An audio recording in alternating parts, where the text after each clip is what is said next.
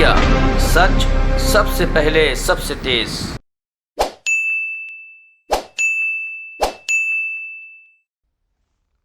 नमस्कार। केंद्रीय मंत्रिमंडल में मेरे सहयोगी श्री नितिन गडकरी जी,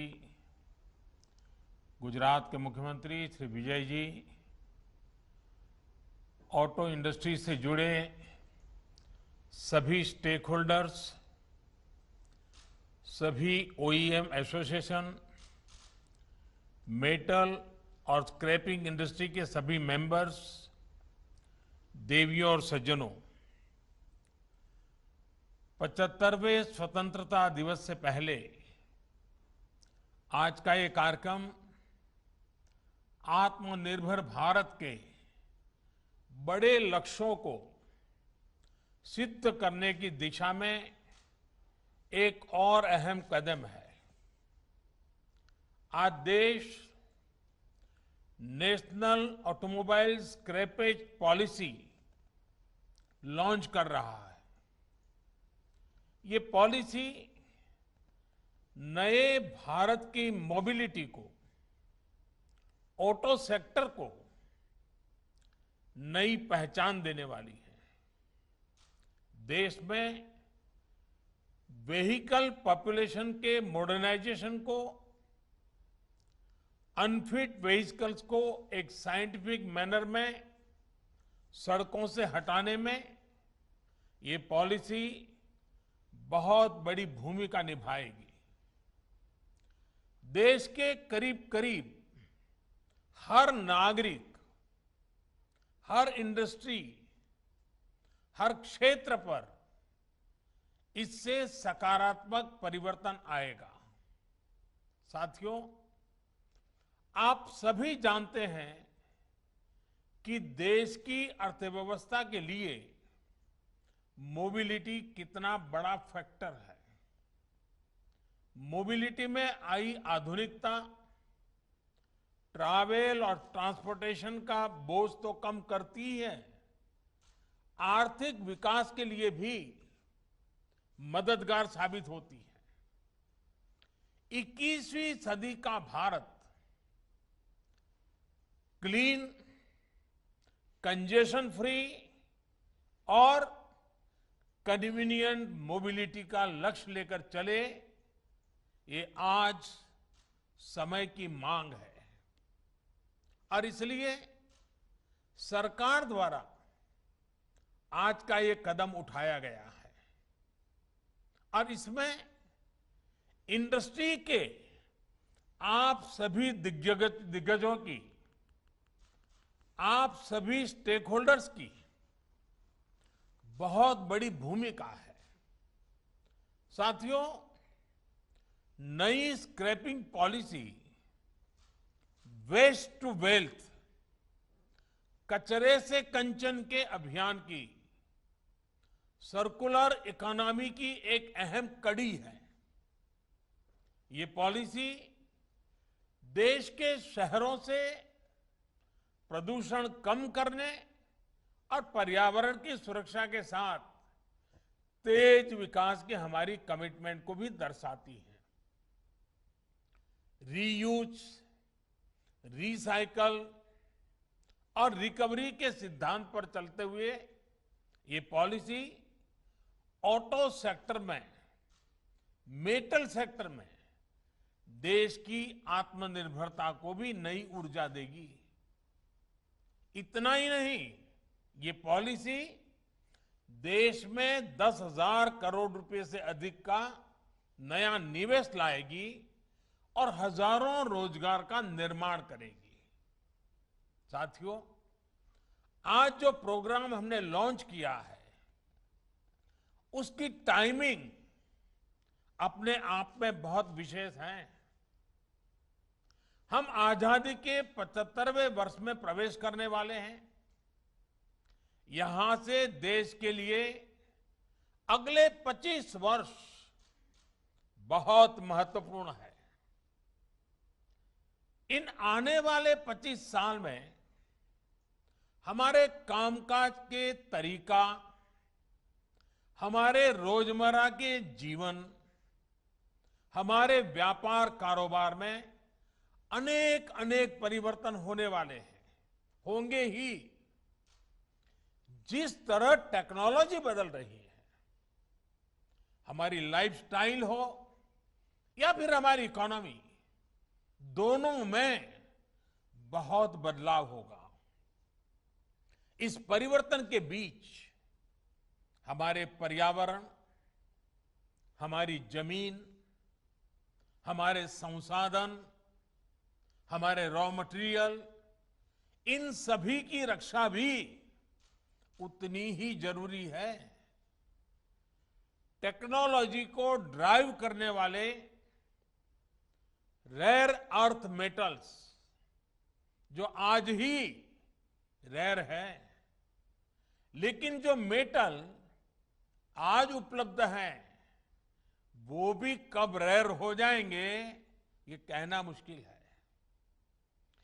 भविष्य में हम टेक्नोलॉजी और इनोवेशन पर तो काम कर सकते हैं, लेकिन जो धरती माता से हमें संपदा मिलती है, वो हमारे हाथ में नहीं है। इसलिए आज एक तरफ भारत डीप ओशन मिशन के माध्यम से नई संभावनाओं को तलाश रहा है, तो वहीं सर्कुलर इकोनॉमी को भी प्रोत्साहित कर रहा है। कोशिश ये है कि विकास को हम सस्टेनेबल बनाएं, एनवायरमेंट फ्रेंडली बनाएं। क्लाइमेट चेंज की चुनौतियां हम आए दिन अनुभव कर रहे हैं। इसलिए भारत को अपने हित में, अपने नागरिकों के हित में बड़े कदम उठाने जरूरी हैं। इसी सोच के साथ बीते सालों में एनर्जी सेक्टर में अभूतपूर्व काम हुआ है। सोलर और विंड पावर हो या फिर बायोफ्यूल, आज भारत दुनिया में अग्रणी देशों में शामिल हो रहा है। वेस्ट टू वेल्थ का एक बहुत बड़ा अभियान चलाया जा रहा है। इसको स्वच्छता से भी जोड़ा गया है और आत्मनिर्भरता से भी जोड़ा गया है। बल्कि आजकल तो हम सड़कों के निर्माण में वेस्ट का बड़ी मात्रा में उपयोग कर रहे हैं। सरकारी बिल्डिंग, गरीबों के लिए घर के निर्माण में भी रिसाइकलिंग को प्रोत्साहित किया जा रहा है। साथियों, ऐसे ही अनेक प्रयासों में आज ऑटोमोबाइल सेक्टर का नाम भी जुड़ गया है। इस पॉलिसी से सामान्य परिवारों को हर प्रकार से बहुत लाभ होगा। सबसे पहला लाभ तो ये होगा कि पुरानी गाड़ी को स्क्रैप करने पर एक सर्टिफिकेट मिलेगा। ये सर्टिफिकेट जिसके पास होगा, उसे नई गाड़ी की खरीद पर रजिस्ट्रेशन के लिए कोई पैसा नहीं देना होगा। इसके साथ ही उसे रोड टैक्स में भी कुछ छूट दी जाएगी। दूसरा लाभ ये होगा कि पुरानी गाड़ी की maintenance cost, repair cost, fuel efficiency, इसमें भी बचत होगी। तीसरा लाभ सीधा जीवन से जुड़ा है। पुरानी गाड़ियां, पुरानी टेक्नोलॉजी के कारण रोड एक्सीडेंट का खतरा बहुत अधिक रहता है, उससे मुक्ति मिलेगी। चौथा, इससे हमारे स्वास्थ्य पर प्रदूषण के कारण जो असर पड़ता है, उसमें भी कमी आएगी। और सबसे बड़ी बात यह है कि इस पॉलिसी के तहत गाड़ी सिर्फ उसकी एज देखकर ही स्क्रैप नहीं की जाएगी। गाड़ियों का वैज्ञानिक तरीके से ऑथोराइज ऑटोमेटेड टेस्टिंग सेंटर्स पर फिटनेस टेस्ट होगा। अगर गाड़ी अनफिट होगी तो वैज्ञानिक तरीके से स्क्रैप किया जाएगा। इसके लिए देश भर में जो रजिस्टर्ड व्हीकल स्क्रैपिंग फैसिलिटीज बनाई जाएगी वो टेक्नोलॉजी ड्रिवन हो, ट्रांसपेरेंट हो, ये भी सुनिश्चित किया जाएगा। साथियों, फॉर्मल स्क्रैपिंग पर क्या लाभ होता है, गुजरात ने तो उसे साक्षात अनुभव किया है और अभी नितिन जी ने भी इसका वर्णन किया। गुजरात के अलंग को शिप रिसाइकलिंग हब के रूप में जाना जाता है। अलंग दुनिया की शिप रिसाइकलिंग इंडस्ट्री में अपनी हिस्सेदारी तेजी से बढ़ा रहा है। शिप रिसाइकलिंग के इस इंफ्रास्ट्रक्चर ने यहां रोजगार के हजारों नए अवसर तैयार किए हैं। इस पूरे क्षेत्र में इंफ्रास्ट्रक्चर भी है और कुशल स्किल्ड मैनपावर भी है। ऐसे में जहाजों के बाद गाड़ियों की स्क्रैपिंग का भी ये बहुत बड़ा हब बन सकता है। साथियों, स्क्रैपिंग पॉलिसी से पूरे देश में स्क्रैप से जुड़े सेक्टर को नई ऊर्जा मिलेगी, नई सुरक्षा मिलेगी। विशेष रूप से स्क्रैपिंग से जुड़े जो हमारे कामगार हैं, जो छोटे कारोबारी हैं, उनके जीवन में बहुत बड़ा बदलाव आएगा। इससे कामगारों को सुरक्षित माहौल मिलेगा, संगठित क्षेत्र के दूसरे कर्मचारियों जैसे लाभ भी उनको मिल पाएंगे। इतना ही नहीं, स्क्रैप का काम करने वाले छोटे कारोबारी ऑथोराइज स्क्रैपिंग सेंटर्स के लिए कलेक्शन एजेंट्स का काम भी कर सकते हैं। साथियों, इस प्रोग्राम से ऑटो और मेटल इंडस्ट्री को बहुत बड़ा बूस्ट मिलेगा।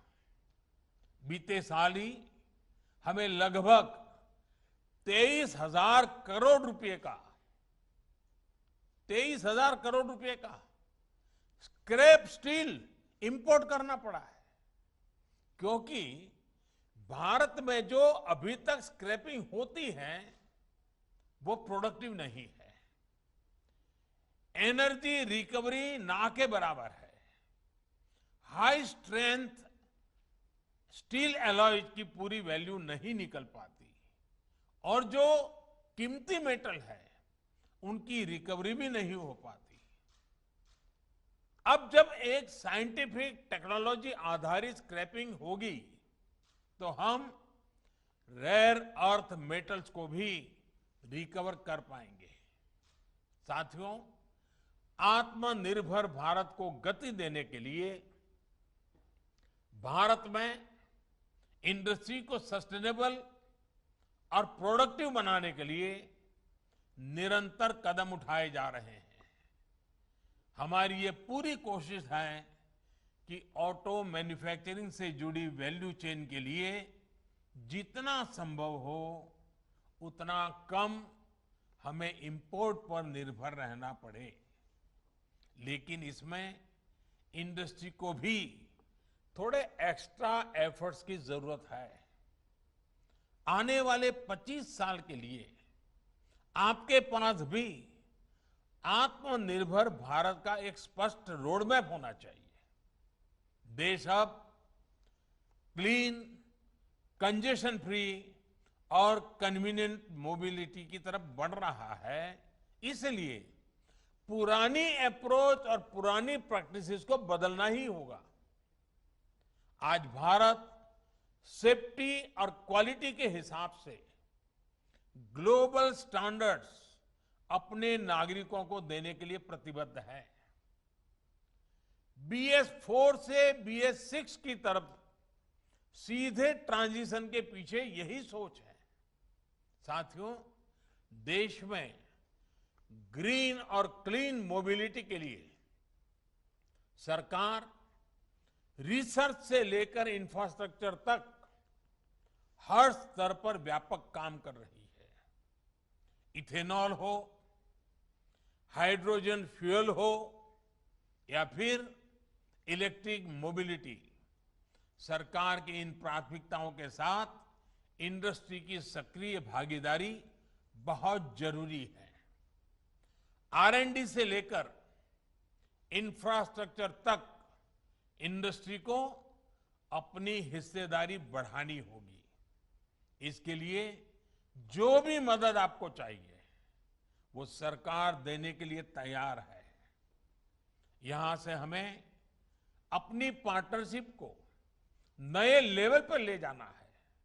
मुझे विश्वास है कि ये नया प्रोग्राम देशवासियों में भी और ऑटो सेक्टर में भी एक नई ऊर्जा भरेगा, नई गति लाएगा और नए विश्वास का संचार भी करेगा। आज के इस महत्वपूर्ण अवसर को मैं नहीं मानता हूं कि उद्योग जगत के लोग जाने देंगे। मैं नहीं मानता हूं कि पुरानी गाड़ियों को ढोने वाले लोग इस अवसर को जाने देंगे। ये अपने आप में एक बहुत बड़ा परिवर्तन का विश्वास लेकर के आई हुई ये व्यवस्था है। आज गुजरात में इस कार्यक्रम को लॉन्च किया गया है, इस पॉलिसी को लॉन्च किया गया है।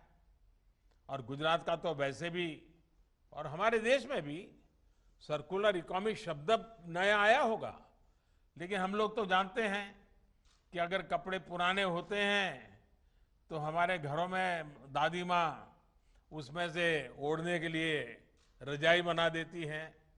फिर रजाई भी पूरी हो जाती है, पुरानी हो जाती है, तो उसको भी फाड़ तोड़ करके कचरा पोता के लिए उसका उपयोग करते हैं। यानी रिसाइकलिंग क्या कहते हैं, सर्कुलर इकोनॉमी क्या कहते हैं, वो भारत के जीवन में नई नहीं है।